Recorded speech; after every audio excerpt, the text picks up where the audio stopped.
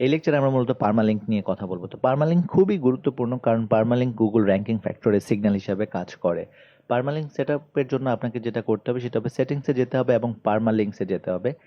পার্মালিঙ্কস হচ্ছে মূলত Google WordPress আপনার ওয়েবসাইটের যে লিঙ্কগুলো ক্রিয়েট করে, যে পেজ বা যে পোস্টগুলো ক্রিয়েট করে, সেগুলো কিভাবে করবে সেই জিনিসটা পার্মালিঙ্কসের উপর ডিপেন্ড করে। এখন আমরা যদি আমাদের যে পেজ আছে, সরি পোস্টে যদি আমরা যাই,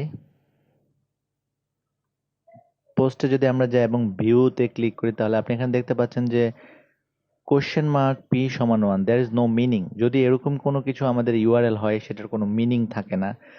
আর সো আমাদেরকে এটা চেঞ্জ করতে হবে। এখানে 1 2 3 4 5 পাঁচটা, যে পাঁচটা আছে এগুলো আমরা সবগুলো ইগনোর করব অনলি ফর নিশ সাইটের জন্য। যদি সেটা আমাদের নিউজ সাইট হয়, সেক্ষেত্রে আমরা ডিফারেন্ট পার্মালিঙ্ক ব্যবহার করব।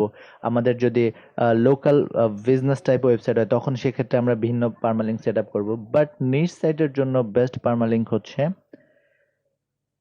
ক্যাটাগরি পোস্ট নেম, অর্থাৎ slash percentage category percentage slash percentage post name percentage slash. So this is the best for Amazon niche site.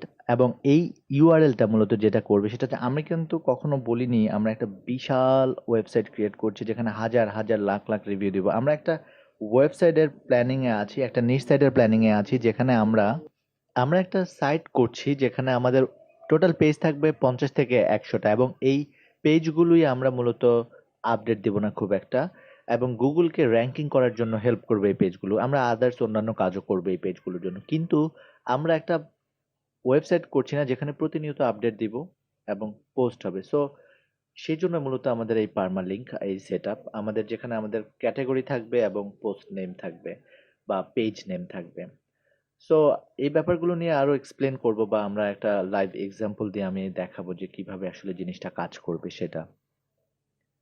তো অবশ্যই আপনি কাস্টম স্ট্রাকচার দিবেন, ক্যাটাগরি এবং পোস্ট নেম সেখানে দিবেন। তো পার্মালিঙ্কে এই আসলে ব্যাপার, এটা অবশ্যই মাথায় রাখবেন। রাখার পর আমরা সেভ চেঞ্জেসে ক্লিক করলে আমাদের পার্মালিঙ্ক সেটআপ কমপ্লিট হয়ে যাবে।